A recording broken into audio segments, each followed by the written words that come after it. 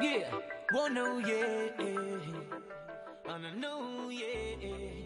Hello, this is Ryan Riccitelli with asnews.net, and I have Neil Hutchinson on the line. Many of you know who Neil is. Neil is one of the early pioneers of East Coast kiteboarding, and Neil is also been the event organizer and director of several things in kiteboarding. So why don't you talk a little bit about that, Neil? Yeah, man. Super stoked. Thanks once again for bringing me into asnews.net. Yeah, we've done the Bahamas crossing. We've been kicking off border cross here down in Florida for the past 6 months.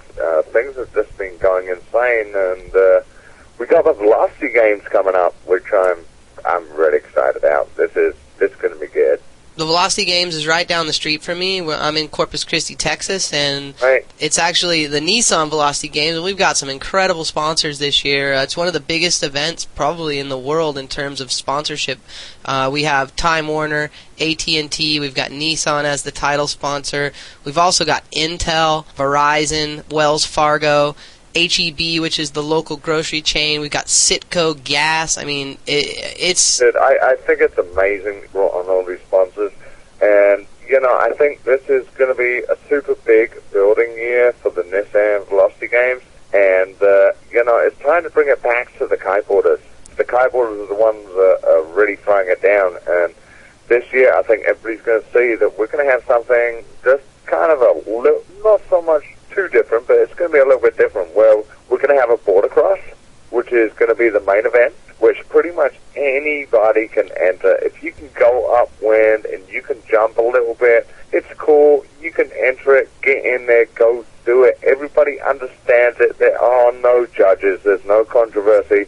It's just kiteboarding. And then we're going to have a kite loop contest where this is just going to bring out some of the gnarliest side of kiteboarding, where people they're going to crash, they're going to go big. It's going to be exciting. It's going to be full on. This is going to be rock and roll kiteboarding the way a lot of people view it, and we're going to show that side of it. And then on top of that, we're going to have a freestyle event going on, which is going to be run every day for the entire 3 days, which for the first time ever isn't going to be judged by a bunch of judges that people have picked out of a hat or found from wherever. It's going to be judged by the kiteboarders themselves. So this is a kind of event which is throwing it back to kiteboarders, because, as I always said, if it wasn't for the kiteboarders, we wouldn't have anything. If it wasn't for these athletes, it doesn't matter what sponsorship you have. We need to make it cool for them. They need to go and prove themselves. They need to get on the water. The days of entering your heat, having an 8-minute heat, and then getting kicked out and then not kiting for the rest of the event because you picked the wrong size kite.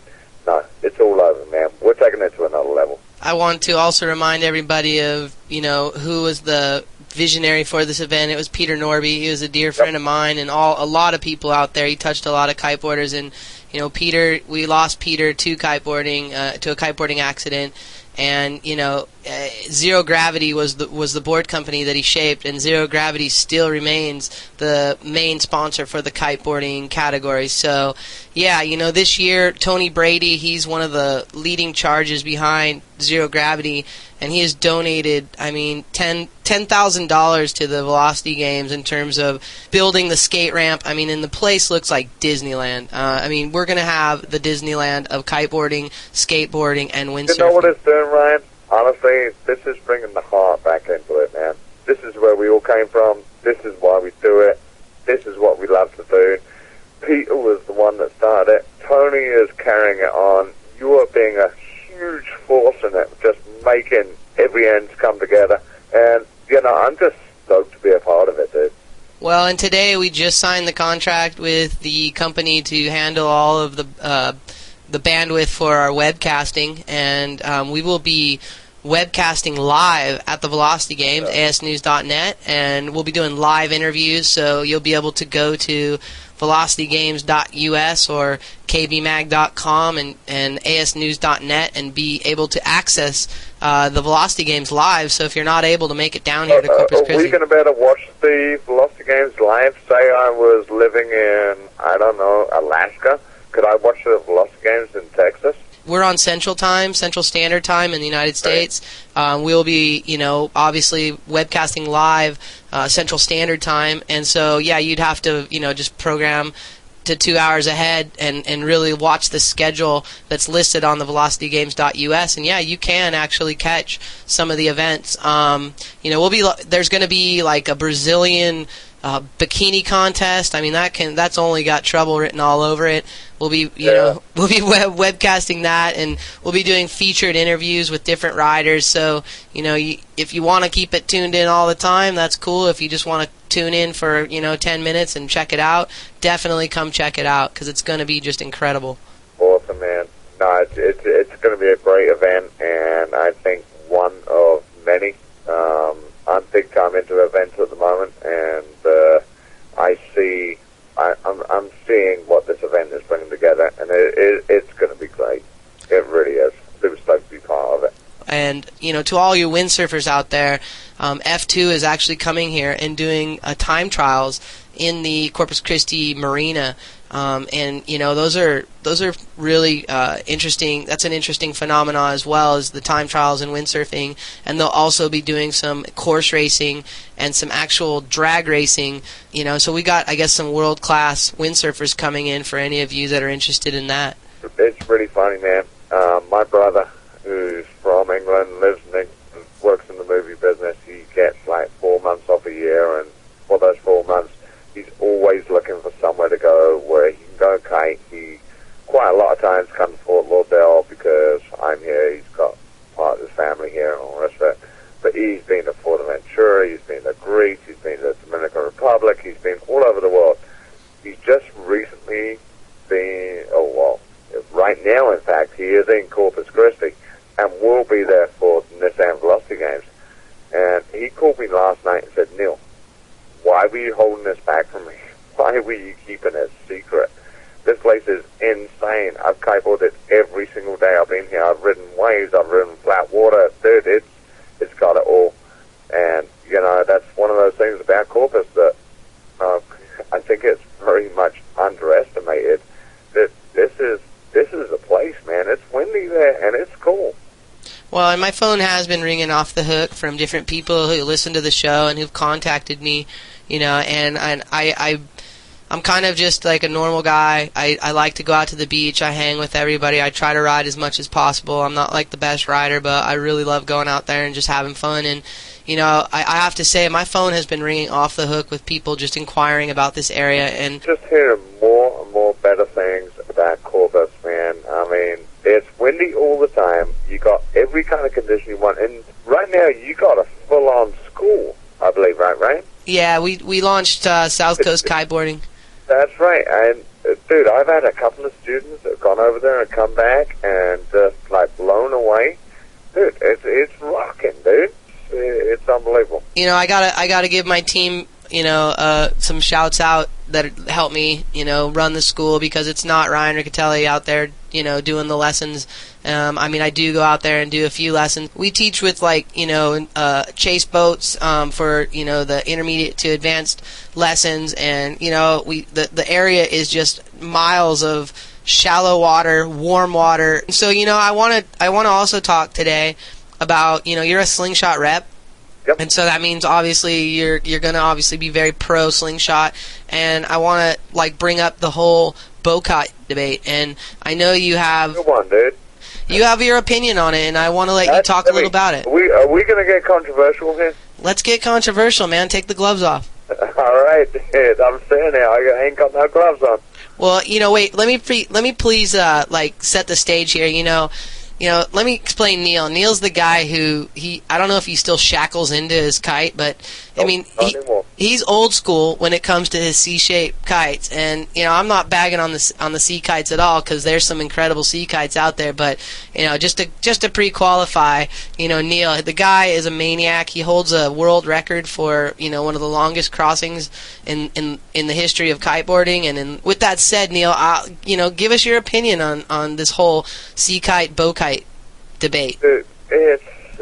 It's crazy at the moment. It's the bow kite mania at the moment, and it's kind of a tough one. It's been led by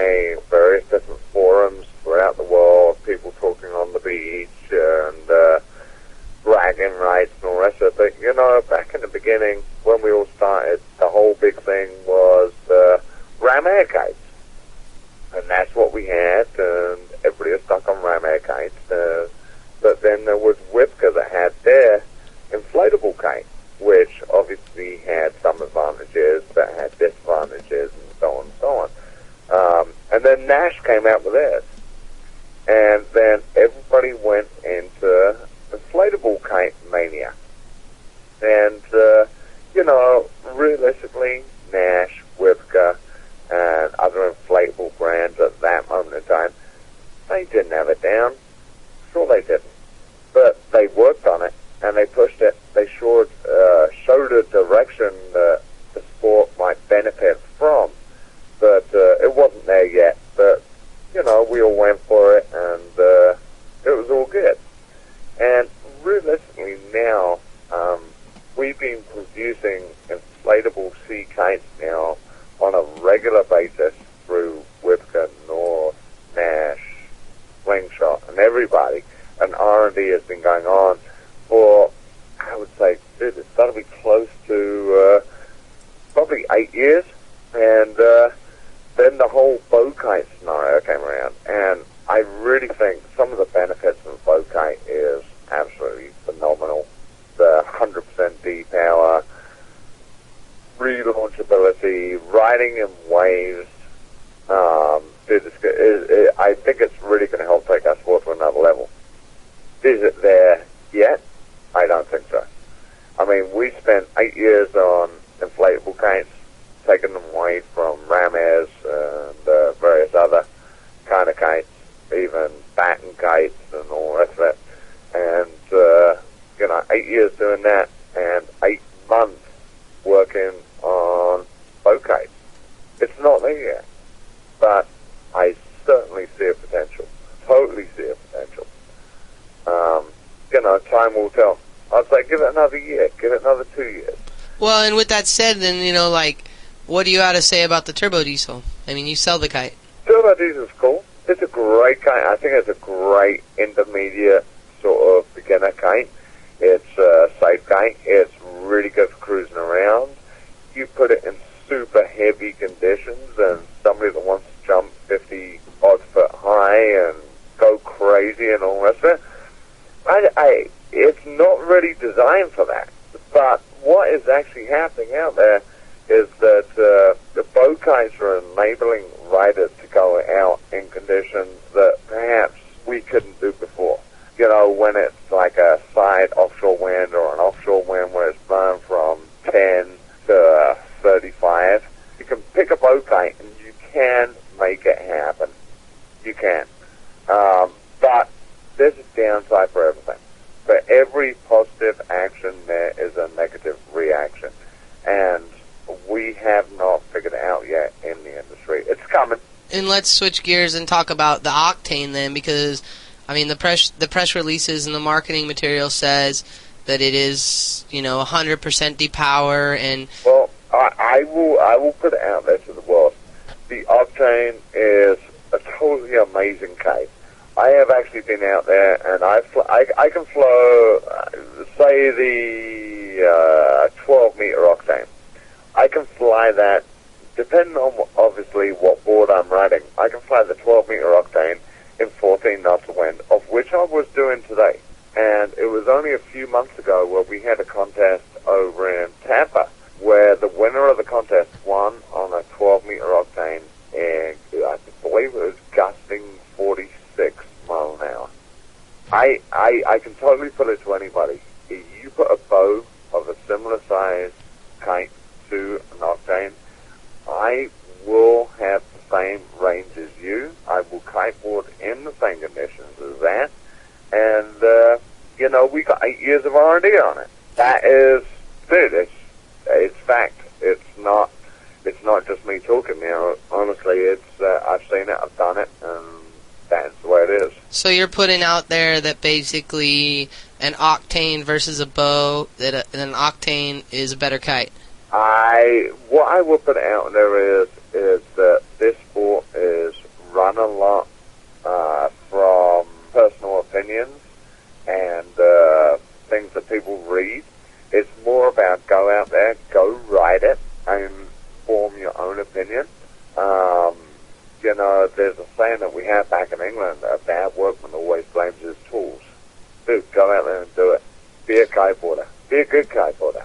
And even if you're not a good kiteboarder, let's work on it. Let's go together.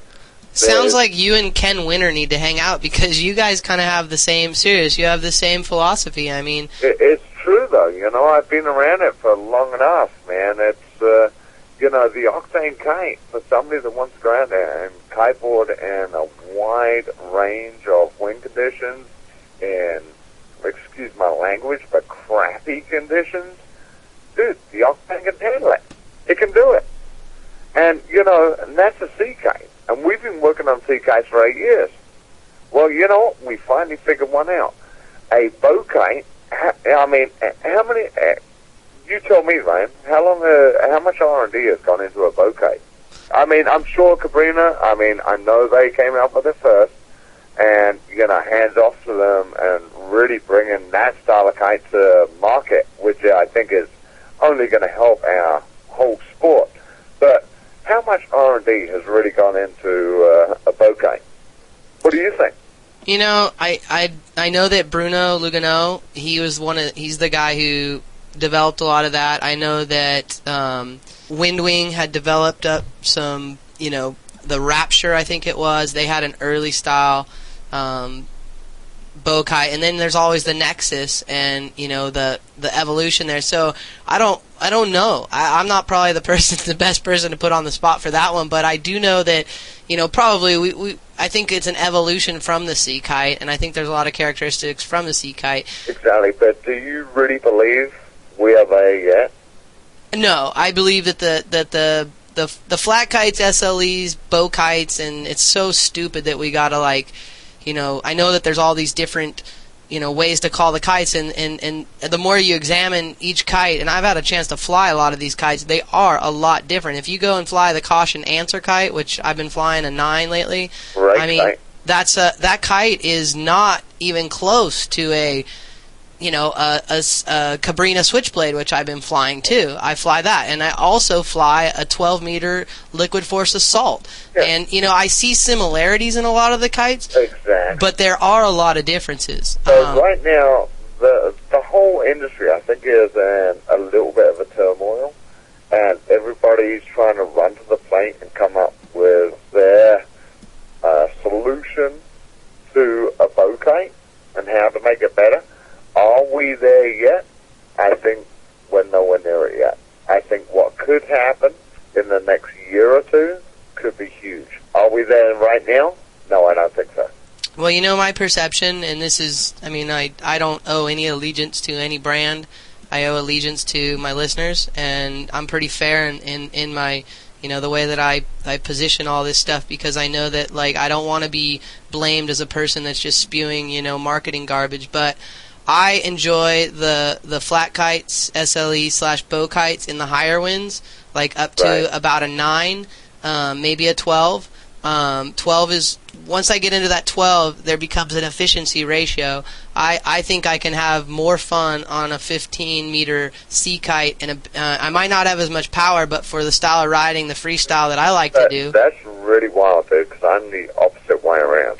I am more towards, when it is light wind, I'm really liking the bow kites, like the big sizes, like the 16s and 14s and whatever. But when it gets windy, I want to go back to something that is really going to work and work well. Something that has really been proven, tested. It happens. It's good. But in light winds, some of these bow kites, their projected area is so big, and it still turns. I'm really liking the bow kites and light winds. Well, and I have to qualify that as well, because my biggest kite here is a 12, so I've flown a 16, but I guess what I don't like about some of the bigger flat kites is they're very slow and there's a lot of bar pressure, and I'm not like the biggest guy. Well, Ryan, you're living in Corpus Christi, the land of wind. I'm living in Florida, man, where we got a sea breeze of, what, in the summertime, 6 to 10 knots. I mean, you know, we can light winds, and so far, light winds, dude, the big can really walk. But when it gets windy, and there's a shore break, and it's gnarly out, nah, put me on a C-shaped kite. You know, I mean, that's the kind of where it's at. I think a lot of this R&D and a lot of people's experiences, I mean, it's tough. I mean, I know how it is. You can't, if you're going to invest, you know, $1,400 to $1,800 into a brand new kite, and you're gambling that it's going to be that magic kite, and you get it, and it isn't all what you think it was going to be. I mean, you're not a happy camper. A lot of kites are marketed very, very well with it throughout the world. And, you know, marketing people can make you believe a kite will make you a better kiteboarder. Truth is, no, it won't. You need to get on something that has been true and tested. I agree with that. And with that said, I want to make a point here. You know, I make the Kiteboarder magazine, and I certainly hope that people actually read through a lot of the marketing garbage that's out there in some of the other, you know, places that you can get information. Some of my competitors, I look at some of the stuff they print. They print verbatim what comes from a manufacturer. We will not do that over here, and if you don't believe it, just read it and look at it and look at how it's written. That's awesome, dude. Honestly, it's, you know, that's great. You know, the bottom line, there's been 8 years on a C-kite and 8 months on a bow kite, and, you know, time will tell. You know, I enjoy flying the flat kites, but I also enjoy flying. I flew the Vegas. You know, my neighbor, he's a North Rider, and he says the same thing as you about the Vegas that you're saying about the Octane. And I tried it, and I was in 14 miles an hour of wind. There was guys who couldn't stay upwind on a 16, and I was staying upwind on the 12 Vegas. And, you know, I mean, I don't know the whole, you know, engineering aspect of it. I know that they put battens up by the leading edge, and I think a lot of the things that you said today are very compelling. But you know, honestly, Ryan, as a rep out there, it's very important for me to go out and fly all different kites that are out there. You know, all different brands. You know, sure, you know, I work for Slingshot, but I really like to go out and I like to fly everybody's brand. And you know, honestly, I've flown every bow kite there is out there pretty much right now. I don't think I've flown Answer yet. In fact, I know I haven't flown Answer yet, but I'm hearing great reviews about it. I'm dying to get on it. I miss the C-kite, and, you know, I mean, I was kiting with a professional rider today who I'm not going to mention their name, and he was right on the verge of turning in his contract because the company he was working for wanted him to ride a bow kite. And it just so happened that me and him are both on the same page. We have the same thoughts. He's tried all different brands. He's got offers from all over the world to go and ride pretty much whatever he wants. And he was ready to throw the whole thing in because he was like, dude, the bow kites aren't there right now.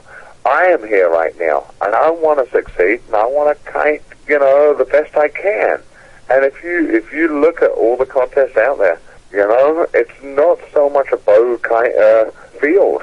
I mean, if it was something totally revolutionary and it was making everybody kite better, there wouldn't be a pro rider out there riding a C-shaped kite. Why are these people doing it?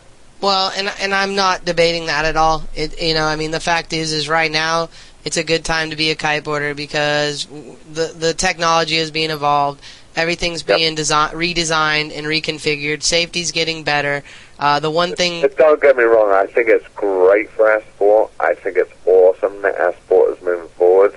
And I really think, my vision is maybe give it another year or two and do bow kites, I think, will be the future of our sport. Right now... Well, Neil, you know, we got to wrap things up. Appreciate your opinion and your being so outspoken on this whole subject because I think it will really help a lot of listeners make some better decisions and not to believe the hype that they read.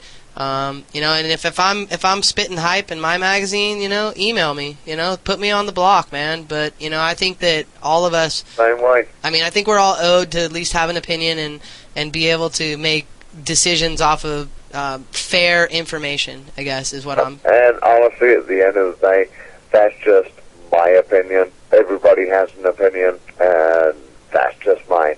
That's the way I see it going. Kiteboarders don't have opinions, Neil. What are you talking about? There's no ego in kiteboarding. Dude, I just go out there and I just go ride and have a good time. Well, dude, hey, I look forward to you getting down here. Next week's going to be a big week for all of us. I can't wait, Ryan. Awesome. Well, I will be talking to you soon. You want to throw any shouts out to anybody? Dude, just go and check out X-Ray Kiteboarding. We will be on the scene at the Velocity Games, the Nissan Velocity Games in Corpus Christi. We're super stoked to be there. Check it out. Obviously, the Slingshot crew will be there because I'm related to Slingshot as well. But, you know, I just look forward to hanging out with old and new friends. And next weekend is going to be it. Well, thanks a lot, Neil. We'll talk to you soon.